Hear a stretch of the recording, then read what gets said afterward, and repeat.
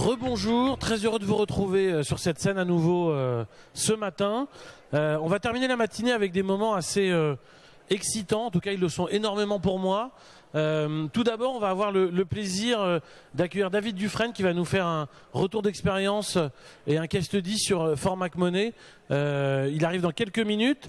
Et puis, on va suivre avec les pitchs, la deuxième session de pitch, qui est toujours un moment extrêmement important puisqu'on met au cœur des Cross Video Days les projets, les créateurs et leur création.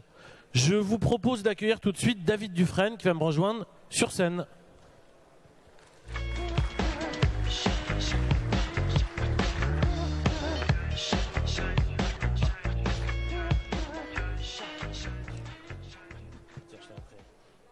Bonjour David.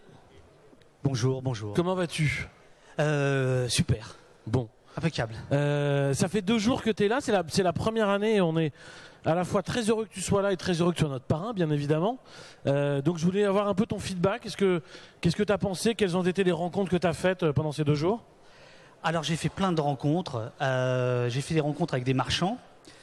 J'ai fait des rencontres avec des producteurs, j'ai fait des rencontres avec des auteurs, j'ai fait des rencontres avec des vieux copains que je n'avais pas vus depuis très longtemps du logiciel libre, qui sont toujours là. J'étais ému de voir le vrai parrain, Alexandre Brachet, ici même hier, sur cette scène, nous parler de la loi sur le renseignement. Je suis heureux qu'il y ait de la politique sur certaines présentations. Je suis ravi qu'il y ait du cinéma, qu'on parle d'Hitchcock, de Bazin. Et donc je trouve que c'est vachement riche. J'ai un problème, enfin j'en ai 2. Le premier c'est le café, trop de monde. Donc là par exemple j'en ai pas eu. Petite. Fallait me demander en tant que parrain. Je suis en train de le faire. En tant que parrain, j'aurais pu faire un effort. Je suis en train de le faire, donc voilà. Et deuxième chose, c'est une question, c'est les transats de la SCAM. En tant qu'adhérent membre de la SCAM, je ne sais pas ce que ça signifie que de me demander de me vautrer sur mes droits. Je pense que l'année prochaine, faites quand même un débat là-dessus, hein, sur les droits d'auteur, etc. Il y en a eu deux. Il y en a eu un de la SACD hier, et il y a eu la SCAM ce matin qui a présenté tous les projets brouillons d'un rêve. Ah, j'étais pas. Oui, c'est ça. Alors après, mais sur les débats sur les transats, voilà. Comme c'est au mois de juin, on s'est dit que c'était sympa. Non, c'est très sympa. C'est sympa. Et aucun sous-entendu. N'y voit rien de. Niveau aucun sous-entendu, et c'est des partenaires qu'on aime beaucoup. Mais en tout cas, je suis content, mais vraiment, je t'assure. Mais moi aussi, pas de souci. Et on est très content, en tout cas, que tu aies fait toutes ces belles rencontres.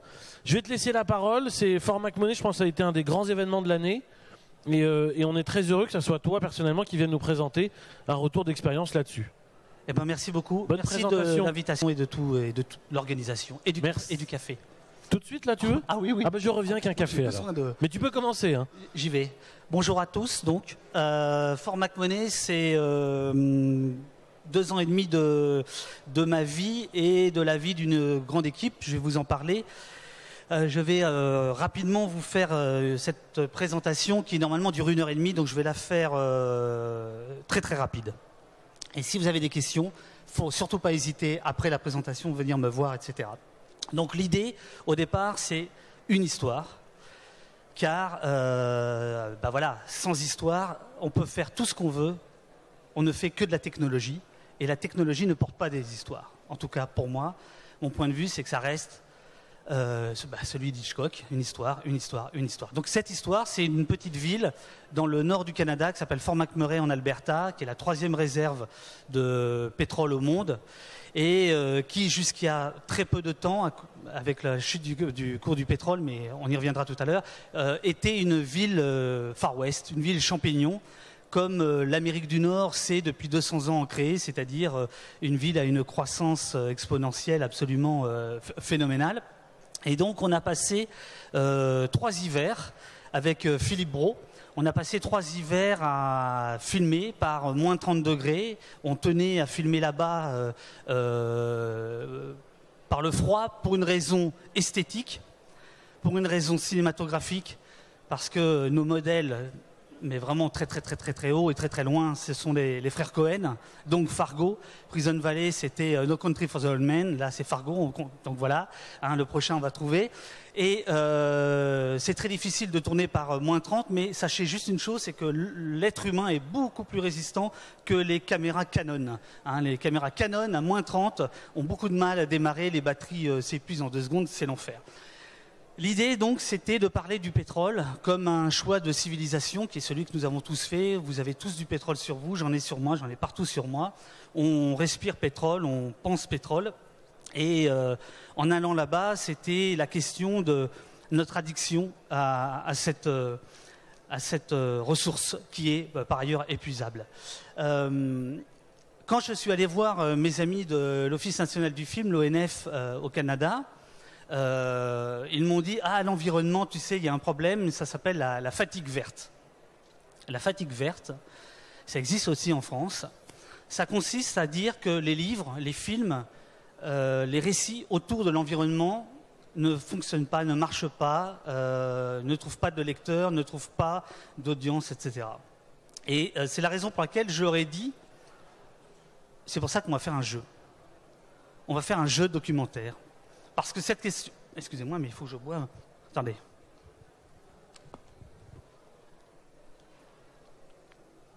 Parce que cette question-là du pétrole est absolument centrale. Et donc, si on fait un jeu, peut-être que ça marchera. Pourquoi? Parce que le jeu, on l'a tous oublié, nous sommes tous des grands adultes, on l'a tous oublié, mais enfant, le jeu est un formidable levier pédagogique. Et le documentaire, c'est en partie de la pédagogie. C'est en tout cas une interprétation du réel, c'est en tout cas une façon de parler du réel. Et donc, l'idée, c'était tout simple, c'était de dire on va faire un SimCity pour de vrai. Et, voilà, c'est bon. Là, ça va démarrer. Là, je peux vous dire, ça va vraiment démarrer. Merci Bruno. On va faire un SimCity pour de vrai, c'est-à-dire qu'on va utiliser ce jeu des années 80, cette idée du jeu, où on construisait une ville, on était le maire de la ville, on gérait la ville. Eh bien, on a fait cette proposition. Vous allez devenir membre de la ville qui existe vraiment, Fort McMurray. On va en faire une ville virtuelle qu'on a appelée Fort McMoney.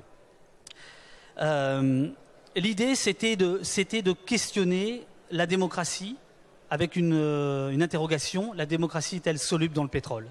Car cette ville, c'est notre futur de demain, probablement, notre cauchemar de demain, puisque quand vous allez à la salle de musculation, c'est la salle de musculation totale, vous allez au gymnase, c'est le gymnase Suncor, vous allez au stade, c'est le stade Shell, et toute la ville est comme ça, aux mains des marques, aux mains des compagnies de pétrole, et par notre faute à tous, je dois reconnaître que mon bilan carbone depuis Fort McMoney est absolument horrible. Donc moi-même, je dépense beaucoup de pétrole. Donc voilà, comme je vais vite, je vous dis des choses qui ne sont pas sur les slides. Hein. Tac, tac, parce que sinon, je n'aurai pas le temps. Donc en gros, 2 ans de travail, 60 jours de tournage, etc., etc.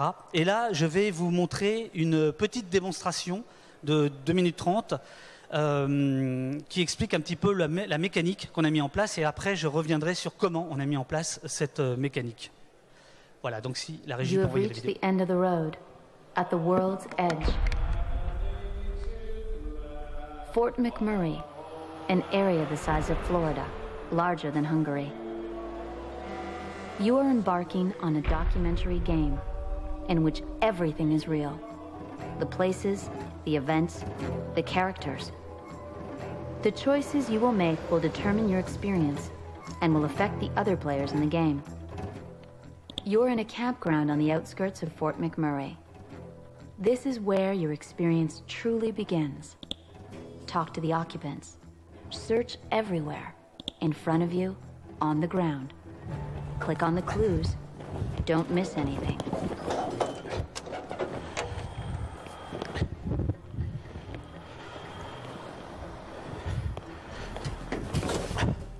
We'll leave that one there. We'll just leave it there. Well, I used to be a produce manager until my alcohol got the best of me. And I like landscaping outside. I go to Ontario in the summer sometimes, landscaping. But I haven't this past summer because my rent is too expensive to leave this place. So I stayed here all summer.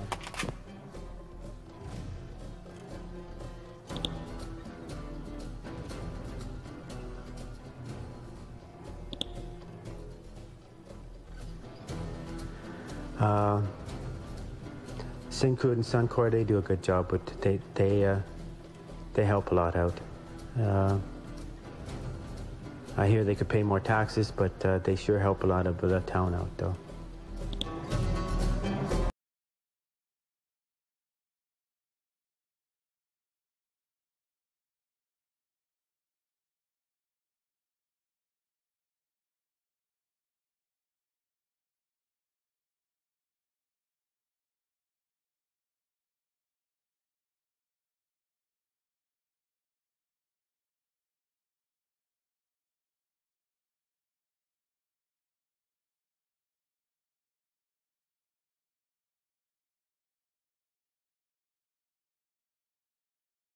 Your mission? To visit Fort McMurray. Measure what's at stake, vote on referendums, and debate with other players. And find a way to achieve the impossible, to get into the heart of the oil mines.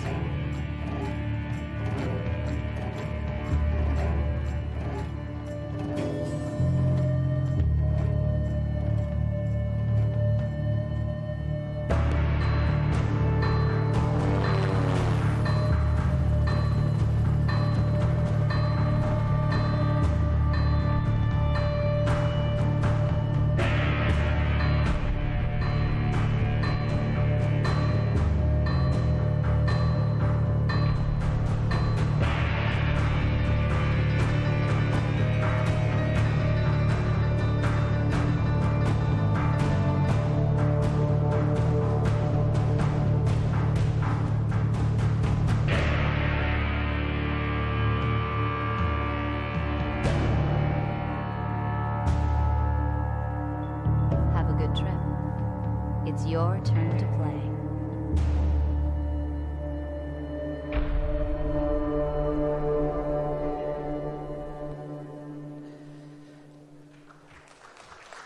Merci beaucoup. Alors, donc, comme tout n'est que remix et clin d'œil à ce qui nous a précédé, voilà par exemple le clin d'œil de Fort McMurray à droite avec SimCity à gauche. Je parle du vrai SimCity, hein, celui de 89, hein, vous voyez, avec un graphisme absolument voilà, magnifique. Magnifique. 89, il y a deux choses, il y a SimCity et la chute du mur de Berlin. Alors, notre idée, c'était de vous mettre au cœur. L'idée, elle est très simple, c'est plus vous explorez le documentaire, plus vous marquez des points.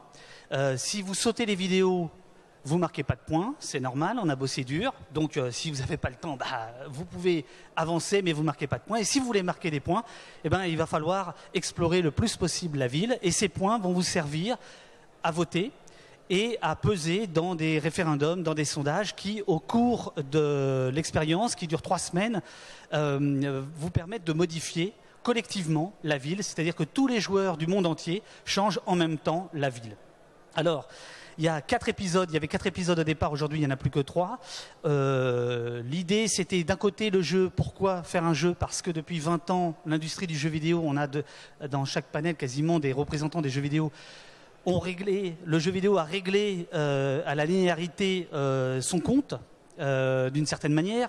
En tout cas, il y a une révolution syntaxique, grammaticale par le jeu vidéo, et il est tout à fait intéressant en tant que documentariste d'utiliser cette grammaire-là. Et il y a une autre grammaire qui a été bousculée ces dernières années, ce sont les séries, qu'elles soient américaines ou scandinaves, qui amènent des possibilités pour les écritures. C'est pas pour rien que Do Not Track est en épisode, c'est pas pour rien que Fort McMurray l'était aussi. C'est cette idée de retrouver le rendez-vous et de retrouver des moments, des points de passage collectifs. Donc là, on avait 3 épisodes, un sur l'aspect plutôt social, l'autre sur l'aspect économique et le troisième sur l'aspect environnemental. Alors, mon copain monteur, extrêmement courageux, ne comprenait absolument rien à ce que je voulais faire. Donc un jour, j'ai dessiné à la craie sur un grand mur le parcours possible de la semaine 1. Et donc, en fait, on arrive au camping. C'est la seule chose qui soit commune à tous les joueurs. Dès qu'on arrive au camping, qui est à l'entrée de la ville, vous avez 3 possibilités. Ces 3 possibilités vous amènent à des centaines de possibilités. Ce qui veut dire que personne n'a, ou alors c'est vraiment une coïncidence incroyable, ne va avoir le même parcours, ne va voir les mêmes personnages, les mêmes lieux, ramasser les mêmes indices. Ça, c'est pour la semaine 1. Il y a la semaine 2 qui est sur le même mode, donc totalement délinéarisé, qui est un petit peu ma marotte. Et la 3e semaine, qui est la dernière, on était crevés et on imaginait que vous seriez, vous, en tant qu'utilisateur et spectateur, fatigués. Donc, elle est plus courte, elle est plus simple et d'une certaine manière, elle est plus linéaire, car l'idée, c'est qu'à la fin, on débatte. Et donc, il fallait un point de sortie commun à tous les utilisateurs. La position du joueur, puisque nous, on a toujours parlé de joueurs, elle est multiple en fait. Vous pouvez simplement être dans la peau du spectateur et aller, comme dans un GTA qui serait inoffensif, aller d'un lieu à un autre et simplement explorer la ville. Si vous avez envie de débattre, si vous avez envie de voter, si vous avez envie d'accomplir des missions temporelles, si vous avez envie de partager le programme, etc., c'est-à-dire si vous voulez passer pour ceux qui étaient là hier matin, du 90, 9 ou 1%, qui sont les usages, vous pouvez le faire. C'est-à-dire qu'en fait, on a intériorisé l'idée que chaque internaute peut avoir différents comportements. Donc vous pouvez très bien être simplement spectateur, mais si vous avez, et donc passer finalement assez peu de temps, et si vous avez envie de passer plus de 8 heures, vous pouvez le faire.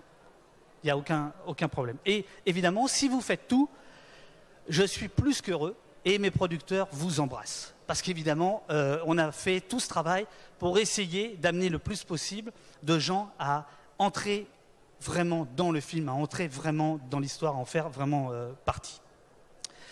La position du spectateur, elle change avec Fort McMoney, et la position du réalisateur, elle change aussi, puisqu'on a mis en place un système de maître de jeu, qui est en fait une façon de continuer à être réalisateur sous d'autres formes.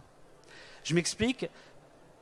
Au moment où le jeu est en ligne, après 2 ans de travail, on croit que c'est fini. Tout comme quand on diffuse un film sur Arte ou France Télévisions, on pense que c'est terminé. Ça y est, vous faites le deuil, vous êtes très triste, il y a le baby blues. Bon, pour tous ceux qui sont réalisateurs dans cette salle, ils savent ce que c'est. Ben nous, ici, là, c'est l'inverse. Le jour où c'est en ligne, tout commence. Et quand je dis tout commence, je veux dire par là que la possibilité de dialoguer avec les joueurs, de recevoir leur retour, on l'a agencé, on l'a orchestré avec ce système de maître de jeu. Et on était là pour aider les joueurs à avancer, à discuter entre eux, etc., etc.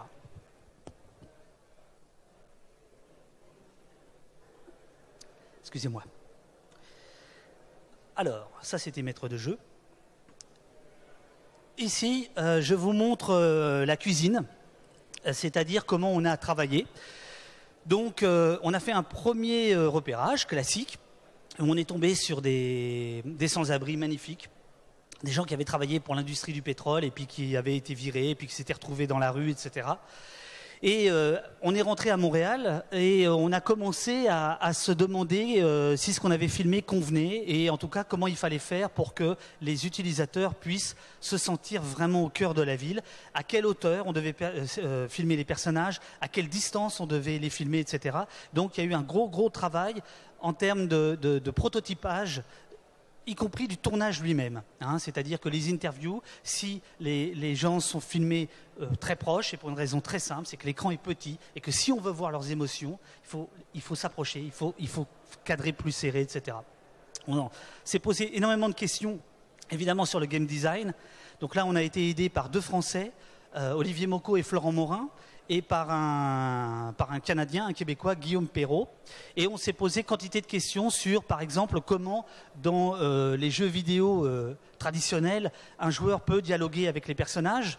Donc, pour restituer la même chose dans notre documentaire, on s'est posé la question, évidemment, de savoir est-ce que c'était une expérience solo ou une expérience multijoueur. On a tranché par multijoueur.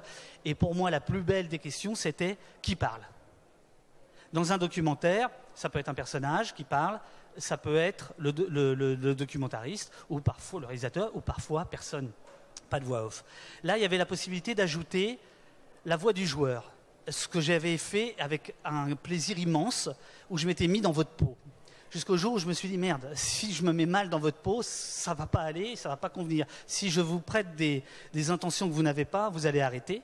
Donc on a pris une autre possibilité, pris du jeu, adapté du jeu vidéo, c'est qui parle dans Formac Money, c'est le jeu. C'est le jeu qui vous parle, ce n'est pas le réalisateur. On ne vous dit jamais, surtout pas, vous êtes Tintin reporter, vous allez enquêter, toutes ces sornettes. Vous êtes dans la ville et le jeu joue avec vous. Non, je dis toutes ces sornettes parce que dans Tintin reporter, comme chacun sait, c'est Tintin qui nous intéresse, c'est pas le reporter, d'accord? D'ailleurs, il travaille très peu, Tintin reporter, si on vérifie bien. Alors, 2 heures de développement, comme je savais que je m'adresserais principalement à des diffuseurs, des producteurs. Voilà, je voulais vous dire dans quel merdier j'embarque les gens. C'est 2 ans de travail, avec 6 premiers mois qui sont portés par moi-même. Je trouve que c'est un souci. J'aimerais que le CNC ici, que le FMC au Canada se pose la question du rôle de l'auteur, de la scénarisation. Est-il normal que ce soit porté seul par les auteurs pendant des mois avant qu'un producteur puisse s'engager? Je pose la question. Il se trouve que donc l'idée naît au printemps et puis on commence à faire des propositions. On dépose le dossier, excusez-moi, au FMC, le Fonds des médias du Canada, dont une des plus brillantes représentantes sera là cet après-midi. Pour aller très très vite, le FMC, c'est l'équivalent du CNC. Et là, on a un coup de bol magnifique, c'est qu'on accède à d'abord un développement qui va nous permettre ensuite d'aller en production dans un volet qui s'appelle le volet expérimental. Et je laisserai à Catalina le soin de vous présenter ce que c'est que ce fonds. Et donc, on va ensuite continuellement passer notre temps entre le tournage sur place et le prototypage à Montréal. Et à un moment donné, alors excusez-moi, j'ai passé une étape importante dans la slide d'avant, c'est en juillet. En juillet, on reçoit enfin le Graal, l'accord d'Arte en France et de l'ONF. Et là, on part vraiment en production. Et donc, pendant 1 an et demi, on va faire des allers-retours entre Fort McMurray pour l'équipe de tournage et les développeurs, les designers. Et on va constamment passer notre temps à adapter les idées des uns des autres et à fusionner vraiment les contraintes des deux équipes. Hier, lors du débat sur l'engagement de l'audience, j'ai dit 1 an avant, la machine de guerre de l'ONF et d'Arte s'est mise en branle pour faire en sorte qu'il y ait des joueurs. Parce qu'évidemment, un jeu sans joueurs, c'est un four. Donc il fallait absolument qu'il y ait des gens. Et ce qu'on a fait, c'était de multiplier les partenariats avec des titres de presse, vous les avez ici, dans chacun des pays. Pour reprendre ce que disait Alexandre Brachet hier, il faut évidemment des partenaires locaux. Il ne suffit pas de faire, par exemple, depuis Paris, un programme en anglais pour que le Canadien soit intéressé par ça. Il faut impliquer, il faut que la promotion elle soit faite sur place dans chacun des pays. Mais ce qu'on avait essayé de mettre en place, c'était un partenariat, on a essayé d'innover. C'est-à-dire que l'idée de pétrole contre nourriture, contenu contre audience, c'est pas possible. Ça, c'est fini. Ça, c'était il y a 5 ans. Il faut que le partenaire presse s'engage, soit financièrement, soit éditorialement. Et donc, c'est ce qu'on a essayé de mettre en place. Alors, je vais très vite à cause du temps, mais les journalistes du Monde, du Globe and Mail, de Radio-Canada jouaient à Fort McMurray et pouvaient, selon les titres, rendre compte dans leur... Oui, 10 minutes, je sais, je l'ai là. Pouvaient rendre compte dans leur colonne. Et donc, je vous donne l'exemple qui n'a pas marché, c'est Le Monde. Le Monde n'a rien foutu. Le Monde n'a absolument pas tenu sa parole. C'est-à-dire que Le Monde s'est comporté comme il se comporte depuis quelques années, c'est-à-dire on est Le Monde, donc on va vous diffuser, ça suffit. Alors évidemment, c'était super parce que ça amène de l'audience. Malheureusement, on a raté l'idée d'être innovant, l'idée d'essayer de renouveler un petit peu le journalisme. Et d'autres titres en Allemagne, au Canada l'ont fait et c'était extraordinaire. Ils ont travaillé pendant 1 mois, 2 mois, 3 mois. Ils ont publié des enquêtes inédites. Ils ont appuyé le projet. Et récemment, on a refait une partie avec Libération. Et Libération a fait un événement de 8 pages sur les énergies fossiles. C'est-à-dire qu'on a tiré le propos. On n'était plus sur Fort McMurray. Voilà, ça, c'est ce que j'appelle un partenariat intelligent qui va au-delà de simplement audience contre contenu. L'argent, le pognon, donc comme vous le voyez, donc c'est un gros budget, donc 870 000 $, ça fait à peu près 640 000 €. Et ce budget, c'est un budget service public. Donc je tiens absolument là à le dire, à le répéter, sans Arte, sans France Télévisions, d'une manière générale, pas pour Fort McMoney, mais pour Fort McMoney c'était Arte, sans le CNC en France, sans le FMC au Canada, qui sont des institutions publiques, ou en tout cas qui sont des suites de décisions politiques, et bien, tout ce qu'on fait n'existerait pas. Voilà, c'est le prix de la recherche et du développement. La question est posée par les producteurs. Il y avait une réunion à l'instant dans l'autre salle sur la précarité. Est-ce qu'il y a assez d'argent, etc. Mais je tiens quand même à souligner que pour l'instant, le service public joue quand même son rôle de défricheur. Et il le fait pourquoi? Parce que c'est sa mission. Donc voilà, là vous aviez le budget. Alors maintenant les résultats, puisqu'il reste 7 minutes et 44 secondes. Donc on a eu plus de 500 000 joueurs entre le début et le mois d'avril. Donc là on est en juin, donc les chiffres ont un peu augmenté vu qu'on a refait une partie avec Libération. 500 000 visites, plus de 450 000 joueurs et on compte 25 000 joueurs très très accros qui soit rejouent partie après partie, soit ont vraiment se sont totalement investis, ont débattu, ont fait absolument tous les parcours possibles et inimaginables. Mais ça, c'est les métriques à l'ancienne. Ce que je viens de vous montrer, c'est les métriques issues du monde de la télévision qui raisonnaient toujours en quantité. Hein. Combien j'ai de ménagères de moins de 50 ans au même moment? Bien. Comme je le disais hier, moi je défends la niche. Je pense que c'est une chance. Et de toute façon, c'est le sens de l'histoire. Ça n'est absolument pas une menace. Et pourquoi c'est une chance? Parce que ça permet ce genre de choses. Ce genre de choses, c'est pour une équipe de production, de réalisation, vraiment des moments extrêmement touchants, forts. C'est comment l'audience s'approprie votre œuvre et en fait autre chose. Donc ça, par exemple, c'est une designeuse qui supportait pas d'attendre dimanche après dimanche qu'il y ait un nouvel épisode. Donc, elle a rebaptisé le programme. Elle a trouvé que les nuits étaient longues. Et puis là, je vais vous mettre une rafale de tweets. Alors, par exemple, Suncor, c'est une compagnie de pétrole pionnière qui demandait à ses lecteurs de blog, autrement dit ses employés, d'aller jouer. Vous avez des quantités de gens qui ont raconté leur expérience sur Twitter avec leur chat devant leur écran, etc. Vous avez un site de job, bon ça j'ai toujours pas compris, mais qui disait venez faire fortune à Fort McMurray si ça vous intéresse, allez jouer. Vous verrez. Bon. On a des gens de la ville qui ont manifesté leur désaccord avec notre point de vue au sein même du programme. Quel est le sens de mon métier? C'est simplement celui-là, c'est de créer du débat. Donc, la chance du net, c'est que au même endroit, vous pouvez donner les données du problème et les clés pour le résoudre. En tout cas, pour en débattre.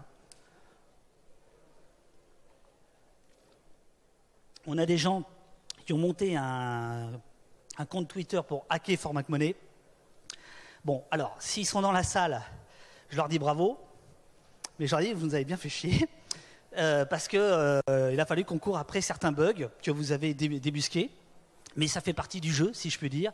On a aussi un prêtre, un curé, qui, sur place, tous les dimanches, avec une semaine de décalage, a fait un sermon intitulé Fort McMoney, où il répondait à ce qu'on faisait. Hein, le premier a commencé comme ça, il disait que le travail, on avait vraiment beaucoup travaillé, qu'il n'y avait rien à dire là-dessus, mais qu'il n'était pas d'accord avec nous, et que d'ailleurs, Jésus lui-même n'avait pas de problème avec l'argent. Donc, bon, c'est chouette. Et on a eu aussi ce chanteur qui était à l'époque en croisade contre les sables bitumineux, qui a eu ce petit mot gentil sur sa page Facebook, qui a donc amené un certain nombre de personnes à venir visiter le site, à venir jouer. Et puis, il y a pour moi le plus beau des trophées, c'est celui-ci. C'est pour ça que je vous montre tout ça en fait. C'est quelqu'un qui, sur Twitter, a dessiné sa carte, son parcours, en disant où est la ville, où est le personnage, etc., etc. Et si on regarde bien, c'est quasiment la même carte que j'avais dessinée 2 ans auparavant sur le mur de mon monteur. Voilà. Et ben, ce rapport à l'audience qualitatif et quand même quantitatif, puisque quand on parle, puisque les gens d'Arte m'ont dit, je ne sais pas s'ils sont là, ils m'ont dit il faut parler, en télé on parle millions. Donc si tu dis 1 demi-million, c'est mieux que 500 000. Voilà. Donc on n'est pas, quand je parle de recherche et développement, je parle plus de laboratoire, ça c'est terminé. En revanche, je pense qu'on est toujours dans la recherche et le développement, dans le sens où on est toujours dans le droit à l'erreur. Ce qui est criminel pour des gens qui font le métier que je fais, c'est de ne pas faire d'erreur, de ne pas chercher à en faire. Ce qui est bon, c'est d'essayer de chercher et donc de se payer le luxe, on va dire, de faire des erreurs. Et voilà, donc il y avait cette carte-là de cette joueuse. Et puis, inversion de la hiérarchie des médias. Ce n'est plus la télé qui nourrit le web depuis un certain nombre d'années. Si vous remarquez, depuis un certain nombre d'années, à Arte notamment, quand un webdoc a du succès, on le retrouve à l'antenne. Et donc, à un moment donné, Arte nous a demandé de faire un film, et j'ai dit, ok, mais on ne fait pas comme la fois d'avant avec Pleasant Valley, on fait un vrai film. Donc on retourne sur place, et on raconte une autre histoire. Donc ce film a été diffusé il y a 1 mois, je crois, sur Arte. Et donc c'est un film où on retourne avec mon ami et complice et frère Philippe Brault, l'homme qui sait faire chauffer une caméra avec ses mains, et autre chose avec une caméra, mais enfin il sait aussi faire ça. On est retourné sur place et on a en fait, le film en fait est un jeu, oui, une 48, ça va aller. Ça va aller, il reste 2 slides, ça va aller. Donc on retourne sur place et on voit ce que le film a fait sur certains personnages et comment certains personnages ont vécu l'expérience. Et c'est une forme d'adieu, c'est une forme de remerciement aussi de toute l'équipe. On a essayé de faire ce que les compagnies de pétrole ne font pas, c'est-à-dire qu'on est allé reboucher le trou qu'on avait creusé, quoi. C'était un peu ça l'idée. Et puis on a ensuite, j'ai été contacté pour participer à un petit livre, un recueil qui est sorti en avril, Brut, avec Nancy Houston, qui est en fait une écrivaine installée en France, comme vous le savez, mais qui est d'origine albertaine, et Naomi Klein. Donc toutes les deux elles dialoguent, et puis il y a d'autres textes sur cette ville et sur ce qu'elle représente. Voilà, il reste 49 secondes, c'est la première fois que je finis avant. Merci à tous, s'il y a des questions. Oui, justement, bravo, tout d'abord bravo.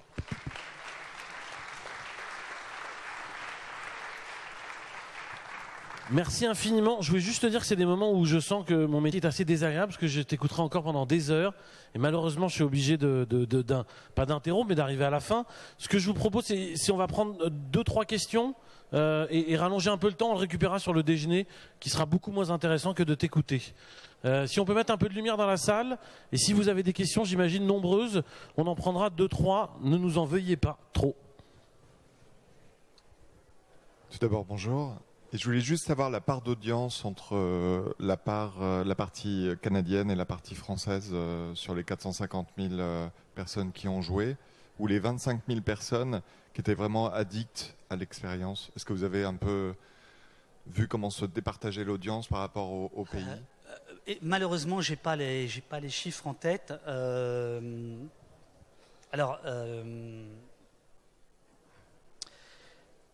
Ce que je sais, c'est que, évidemment, en termes de francophonie, par exemple, évidemment, les Français sont beaucoup plus représentés que les Québécois. Ce que je peux vous dire, c'est sur la partie débat. La partie débat, c'était assez drôle parce que mes producteurs québécois voulaient pas que je le fasse. Ils disaient, c'est bien une idée de français, ça. Bon. Et moi, je disais, si, il faut absolument le faire, c'est le cœur du projet, etc. Et je dois dire que les Allemands ont un petit peu débattu, les Canadiens pas du tout, et les Français énormément. Donc en fait, ce qui est amusant, c'est que l'audience n'a pas le même ressenti en fonction de ses affinités par rapport au même objet. Voilà. Ce que je peux vous dire, c'est, je crois qu'on peut le dire, c'est que c'est la première fois qu'un webdog d'Arte France a eu autant d'écho en Allemagne. Depuis, Do Not Track a fait encore mieux. Il y a une raison, c'est qu'en Allemagne, les questions environnementales sont au cœur des préoccupations. Voilà. David, si on veut faire 2-3 questions, il faut que tu sois bref et succinct comme tu sais si bien le faire. parce que là, on démarre en prod. Là. Alors encore 2 petites questions. J'en ai une ici. Bonjour, bravo pour le projet, pour la presse. Je voulais juste savoir ce qu'il était advenu du dock aujourd'hui. Par exemple, si on voulait jouer aujourd'hui, est-ce qu'on peut encore jouer? Est-ce qu'il y a des parties prévues? J'ai essayé de voir sur mon iPhone, mais c'est pas compatible Flash. Donc, qu'est-ce qu'il y a en ligne aujourd'hui sur format? Alors, aujourd'hui, à l'heure qu'il est, à 3h du matin, j'envoyais encore des mails. On a un petit bug parce qu'on est passé d'un cycle de 4 semaines en 3 semaines. Donc là, en ce moment, vous ne pouvez pas jouer. Mais sinon, normalement, vous pouvez jouer. Tous les mois, il y a une nouvelle partie. Mais c'est effectivement du Flash parce qu'on est en 2011 quand on démarre le projet et qu'à ce moment-là, on fait le choix technologique de Flash. Donc, le jeu est disponible et vit en autonomie toutes les 3 semaines. Quant au documentaire, il est en VOD sur Arte et sur Torrent. Encore bravo, merci infiniment d'être là, merci d'être notre parrain cette année et bravo pour tout. Merci beaucoup.